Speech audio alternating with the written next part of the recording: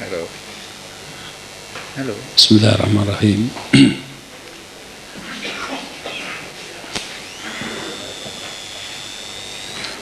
Assalamualaikum warahmatullahi wabarakatuh. Waalaikumsalam.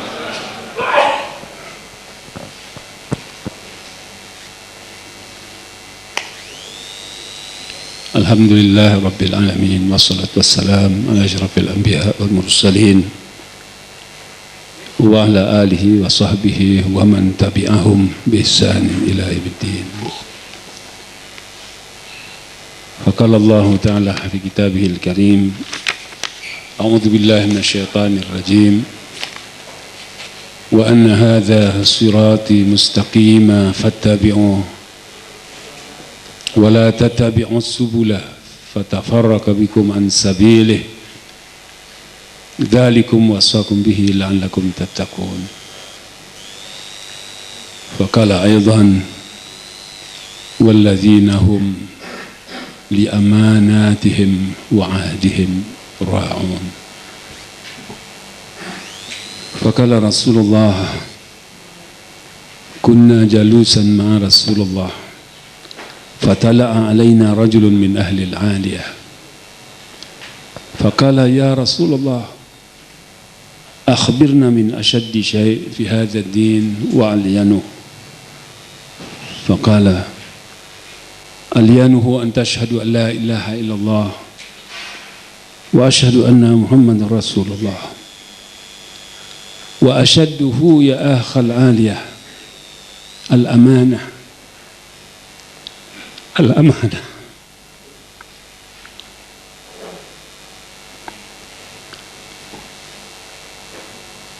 لا دين لمن لا أمانة له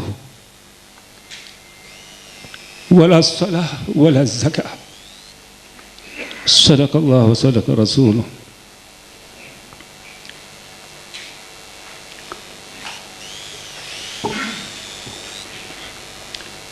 Bapak Kiai Dadun yang saya hormati, jamaah sekalian rahimakumullah.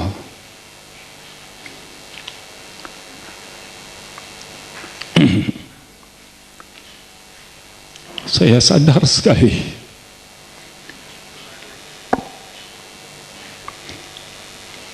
saya bukan yang terbaik, sadar sekali.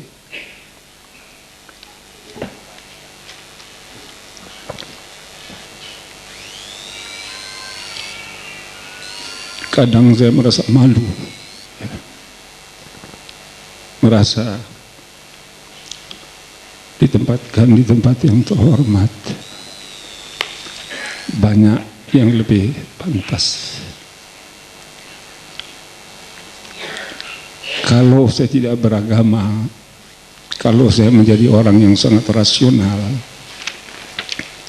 saya tidak akan pernah tahu jawabnya. Tapi karena saya didik dari kecil beragama, semua ini saya serahkan sebagai rahasia Allah. Rahasia Allah, Dia yang Maha Tahu.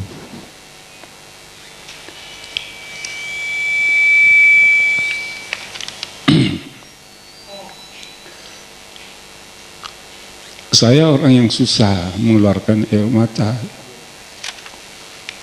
tapi untuk hal-hal seperti ini mudah sekali air mata itu.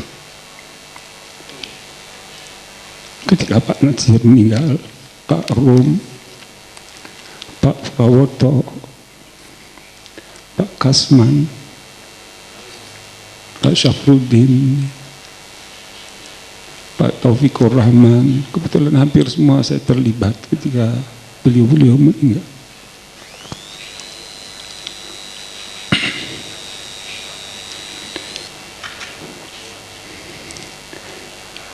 Ketika Pak Kasman diperiksa oleh rezim yang sangat zalim dengan tuduhan begitu berat, melakukan makar, bahwa Pak Kasman bersama Buya Hamka dan lain-lain mengadakan rapat gelap di Tangerang Tujuannya untuk menggulingkan pemerintah yang sah.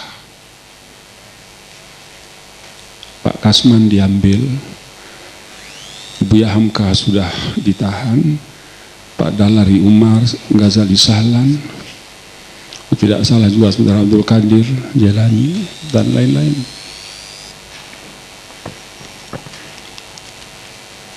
Pak Kasman begitu teguh pendiriannya. Dia dipaksa untuk mengakui sesuatu yang tidak dilakukannya. Tidak dilakukannya. Akhirnya yang memeriksa tidak puas, jebloskan lagi ke sel. Datang lagi tim yang lain, periksa lagi. Periksa lagi. Berapa tahap pemeriksaan? Dia tetap bertahan. Saya tidak pernah tahu ada pertemuan yang saudara tuduh. Akhirnya ditampilkan seorang kolonel. Ketika itu kolonel itu pangkat yang tinggi. Berat saya menyebut nama beliau, tapi karena ini sejarah dan saya pun sangat kenal baik dengan beliau, Kolonel Nasuhi. Kolonel Nasuhi. Yang di belakang hari beliau menjadi wakil gubernur di Jawa Barat.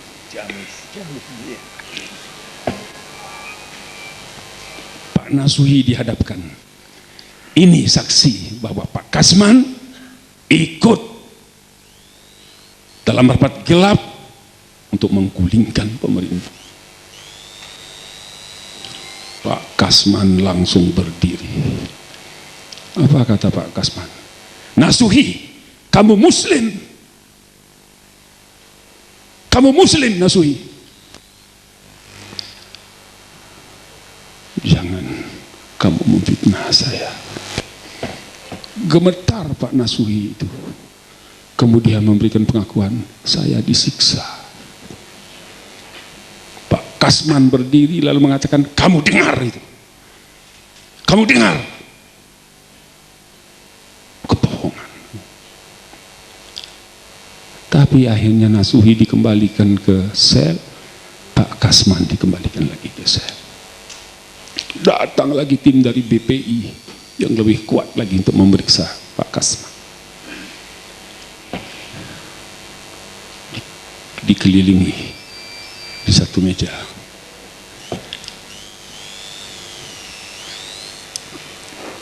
Pak Kasman tidak bisa menahan emosinya. Apa kata beliau? Kamu tahu siapa saya? Saya Kasman. Saya Jawa. Tapi saya Islam. Islam. Kamu tahu siapa saya? Saya Jaksa Agung pertama di Republik ini. Saya Ketua Komite Nasional Indonesia Pusat. Kamu suruh saya menandatangani sesuatu yang tidak saya lakukan. Ayo siapa yang berani? Dia cabut pistol polisi, dia letakkan di meja. Ayo siapa yang berani? Tembak Kasman. Tembak. Jangan paksa. Saya mengakui sesuatu yang tidak pernah saya lakukan. Sesudah emosional, tembak saya, tembak. Beliau pingsan. Pak Kasman pingsan. Akhirnya beliau dibebaskan. Beliau dibebaskan.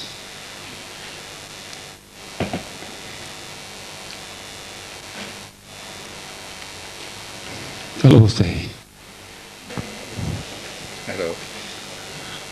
Halo. Bismillahirrahmanirrahim.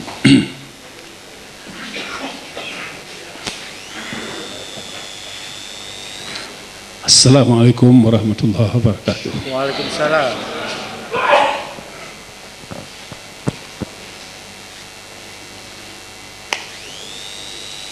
Alhamdulillah Rabbil Alamin. Wassalatu wassalam ala asyrafil anbiya wal mursalin wa ala alihi wa sahbihi wa man tabi'ahum bi ihsan ila yaumiddin. Faqala Allah Ta'ala fi kitabihil karim, A'udzu billahi minasyaitonir rajim. وأن هذا صراطي مستقيما فاتبعوه ولا تتبعوا السبل فتفرق بكم عن سبيله ذلكم وصاكم به لعلكم تتقون. فقال أيضا والذين هم لأماناتهم وعهدهم راعون. فقال رسول الله كنا جلوسا مع رسول الله فطلع علينا رجل من أهل العالية فقال يا رسول الله أخبرنا من أشد شيء في هذا الدين وألينه. فقال ألينه أن تشهد أن لا إله إلا الله وأشهد أن محمد رسول الله وأشده يا أخ العالية الأمانة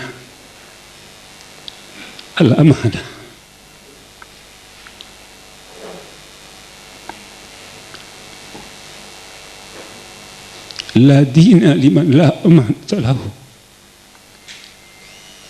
ولا الصلاة ولا الزكاة. صدق الله وصدق رسوله.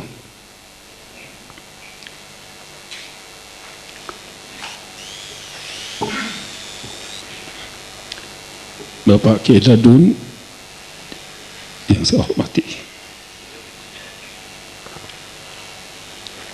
jamaah sekalian rahimakumullah.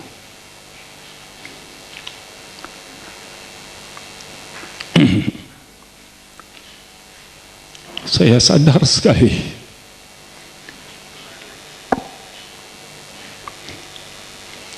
saya bukan yang terbaik. Sadar sekali.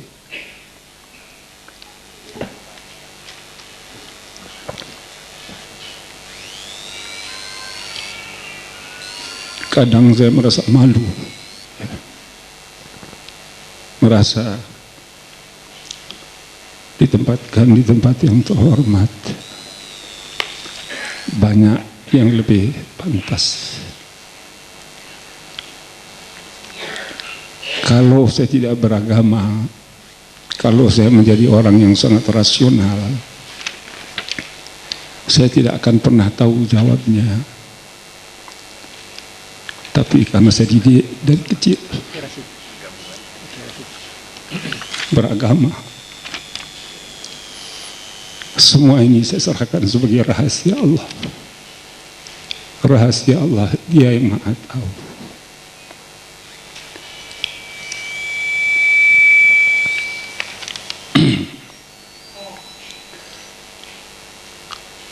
Saya orang yang susah mengeluarkan air mata, tapi untuk hal-hal seperti ini mudah sekali air mata itu. Ketika Pak Nasir meninggal, Pak Rum, Pak Prawoto, Pak Kasman, Pak Syafruddin, Pak Taufikur Rahman, kebetulan hampir semua saya terlibat ketika beliau-beliau meninggal.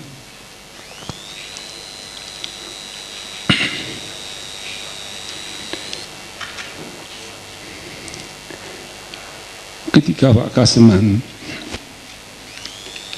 diperiksa oleh rezim yang sangat zalim dengan tuduhan begitu berat, melakukan makar, bahwa Pak Kasman bersama Buya Hamka dan lain-lain mengadakan rapat gelap di Tangerang. Tujuannya untuk menggulingkan pemerintah yang sah. Pak Kasman diambil, Buya Hamka sudah ditahan, Pak Dalari Umar, Ghazali Sahlan, tidak salah juga Saudara Abdul Qadir Jailani dan lain-lain.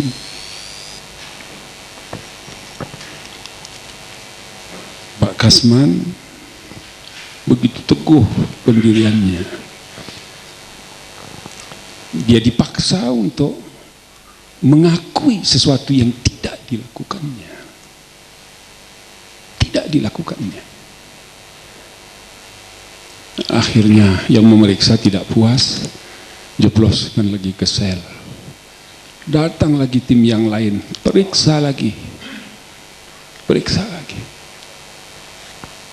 Berapa tahap pemeriksaan, dia tetap bertahan. Saya tidak pernah tahu ada pertemuan yang saudara tuduh. Akhirnya ditampilkan seorang kolonel. Ketika itu kolonel itu pangkat yang tinggi. Berat saya menyebut nama beliau, tapi karena ini sejarah dan saya pun sangat kenal baik dengan beliau. Kolonel Nasuhi. Yang di belakang hari beliau menjadi wakil gubernur di Jawa Barat.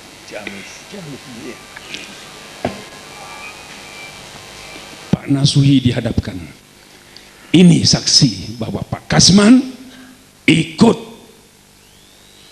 dalam rapat gelap untuk menggulingkan pemerintah.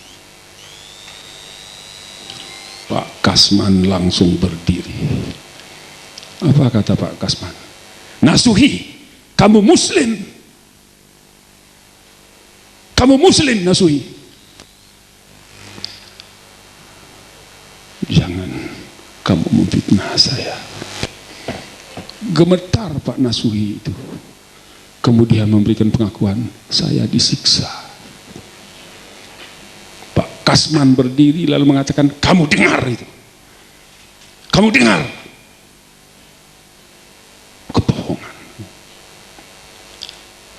Tapi akhirnya Nasuhi dikembalikan ke sel, Pak Kasman dikembalikan lagi ke sel. Datang lagi tim dari BPI yang lebih kuat lagi untuk memeriksa Pak Kasman. Dikelilingi di satu meja.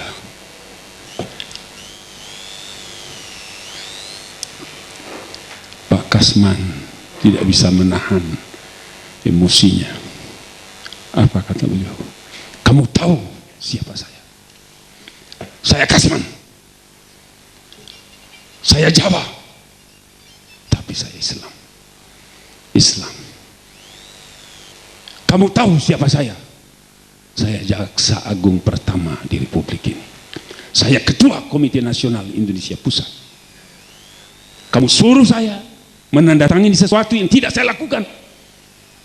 Ayo siapa yang berani? Dia cabut pistol polisi, dia letakkan di meja. Ayo siapa yang berani? Tembak Kasman. Tembak. Jangan paksa. Saya mengakui sesuatu yang tidak pernah saya lakukan. Sesudah emosional, tembak saya, tembak. Beliau pingsan. Pak Kasman pingsan. Akhirnya beliau dibebaskan.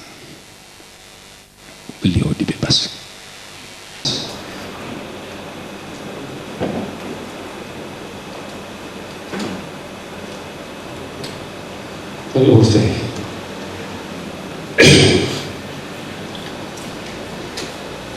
apalah artinya saya tanpa penonton? Ada, ini pekerjaan berat memikul dakwah. Itulah sebabnya Pak Nasir mengatakan, saya bertemu beberapa teman alumnus Timur Tengah, merasa begitu banyak membaca buku. Saya banyak baca buku, kata saudara Rifki Al-Ka'bah. Belum pernah saya membaca sebuah tafsir terhadap satu tarikh yang menyebutkan bahwa khutbatul wada ketika Rasulullah terakhir bertemu dengan jamaah yang banyak. Itulah kesempatan bertemu dengan jamaah yang banyak Rasulullah terakhir kali ketika di Arafah khutbatul wada. Pak Nasir mengistilahkan khutbatul wada itu sebagai sebuah momentum serah terima risalah dari Rasulullah diserahkan kepada jamaah yang hadir di Arafah. Berulang beliau mengatakan, sudahkah aku sampaikan?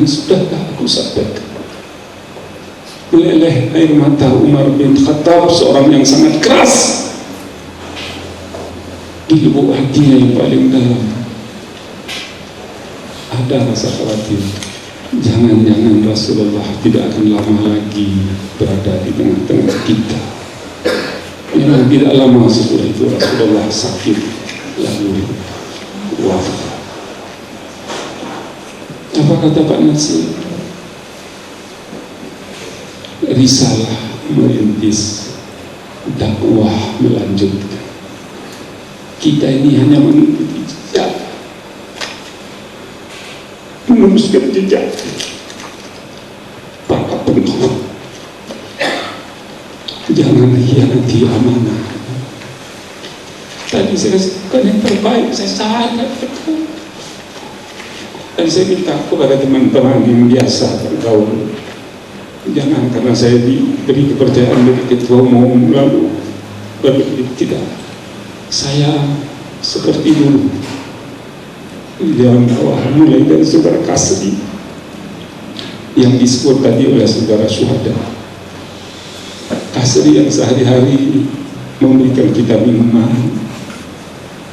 Kadang-kadang teman yang pulang mungkin dari Bukit Tinggi, dari Padang, seperti saudara Misbah, saudara Bahtiar Bakar, saudara Amlir, saudara Abdul Salim, sering membawa oleh-oleh, dibagi-bagilah pada teman-teman.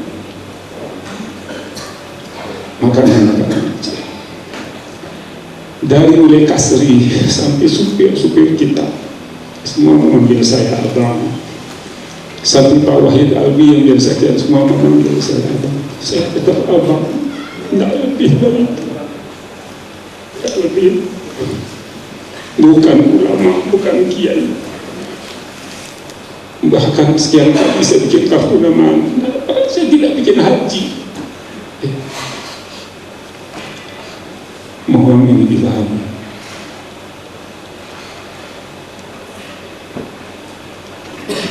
Ada orang berterima kasih.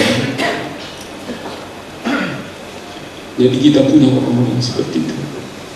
Kalau ada Ustaz Arsyad bisa bercerita. Ustaz Arsyad bersama Pak Rashid Fakih. Ini orang-orang masyumi di Sulawesi Selatan yang mungkin generasinya Pak Kiai, Pak Ajangan Ladung, Pak Dung Joko. Satu waktu kampanye di Sulawesi Selatan, Pak Kasman yang berangkat bersama-samalah keliling. Di satu perjalanan pakai jeep, Pak Kasman di depan, Rashid Fakih di belakang bersama Arsyad Kana. Rashid Fakih ini ayah dari saudara itu yang ditangkap di Aceh itu, Farid Fakih. Ini ayahnya Farid Fakih. Tiba-tiba ketemu jembatan putus, bekas-bekas peristiwa dulu itu banyak jembatan putus. Lalu dipasanglah 2 batang pohon kelapa untuk pengganti menghubungkan jembatan yang putus itu dari arah sini dan arah ke Pak Rashid Fakih bersama Ustaz Arsyad turun, lalu mempersilahkan Pak Kasman turun. Artinya maksudnya mungkin supir yang melewatkan mobil. Pak Kasman tidak mau turun. Pak Kasman tidak mau turun. Pak Rashid Fakih bersama Ustaz Arsyad mencari jalan yang agak melingkar sedikit, kemudian menunggu Pak Kasman di seberang. Begitu sampai menyeberang mobil, sudah agak jauh mobil, lalu mobil berhentikan oleh Pak Kasman. Berhenti. Pak Kasman turun. Masih jauh itu Pak Rashid Fakih dan Arsyad Kana dipanggil Pak Kasman. Ini wataknya Pak Kasman. Rashid, Arsyad, kemari. Heran kedua orang ini, ada apa? Tiba-tiba begitu sampai Rashid, Arsyad, syahadat kamu, ayo syahadat kamu. Jadi kedua orang ini jadi bodoh, lalu mengucapkan 2 kalimat syahadat. Habis itu baru dimarahi oleh Pak Kasman. Heran, kamu biar supir yang melewatkan mobil. Kalau terjadi kecelakaan, biar supir sajalah yang menderita. Saya tidak mau itu. Pak Kasman tetap bilang itu. Baru Ustaz Arsyad sendiri sadar. Jadi tokoh-tokoh kita seperti itu. Pak Rum sampai tua, ketika kita datang ke rumah beliau, sampai tua, beliau kecapean. Kita tanya, dari mana Pak? Dari Bang. Wah, mengambil ini kata teman saya ketika itu, saudara Karto Siagian. Ini Karto Swiryo Siagian, namanya Karto Swiryo Siagian. Ini keluarga yang lucu kalau boleh dikatakan, karena semua saudaranya itu mengambil nama-nama terkenal. Karto Swiryo, marganya Siagian, orang Sipiro. Ketika adiknya lahir, persis Pak Burhanuddin Harhab ditunjuk menjadi Perdana Menteri. Lahir adiknya, dinamakan Burhanuddin Formatur Siagian. Pakai formatur. Itu orang Batak, itu apa yang kelihatan, itu yang dikasih nama. Apa yang terjadi? Ini saya untuk mengurangi air mata sedikit. Begitu. Apa kata Pak Rum? Enggak, saya enggak punya duit. Saya justru sedang membayar cicilan rumah. Kami bengong. Sudah setua itu Pak Rum mencicil rumah yang ditempati beliau. Pak Natsir tinggal di gang kecil di Jalan Juanda. Begitu buka horden ya kelihatanlah semuanya itu karena pakai kawat gitu buka. Disitulah beliau menulis, disitulah segalanya. Kalau kita cenderangkan hal itu, barangkali banyaklah kita harus mengambil pelajaran dari masa lalu. Jadi saudara sekalian, bapak-bapak, ibu-ibu, sekali lagi bagi saya ini satu kehormatan luar biasa. Saya hanya bermohon dukungan, bantuan dari semua teman-teman, dan saya berharap agar Badan Pembina betul-betul mengikuti perkembangan Dewan Dakwah ke depan, tidak hanya sekedar menjadi pajangan, agar sisa-sisa umur yang dikatakan Bapak Kiai Dadun berupa, mudah-mudahan kita bisa menjadikan Dewan Dakwah ini tumbuh sampai ke daerah-daerah. Mudah-mudahan Allah memberikan kita semua kesehatan dan batin, memudahkan seluruh perjalanan dakwah. Sekali lagi kita hanya mengikuti jejak, meneruskan jejak. Saya mohon dengan sangat tegur apabila ada sesuatu yang tidak semestinya yang saya lakukan dalam hal apapun. Mohon dengan sangat. Demikianlah barangkali yang bisa saya sampaikan. Saya mohon maaf lahir dan batin atas segala yang telah berlalu, segala kekurangan dan kesalahan. Wabillahi taufiq wal hidayah. Assalamualaikum warahmatullahi wabarakatuh.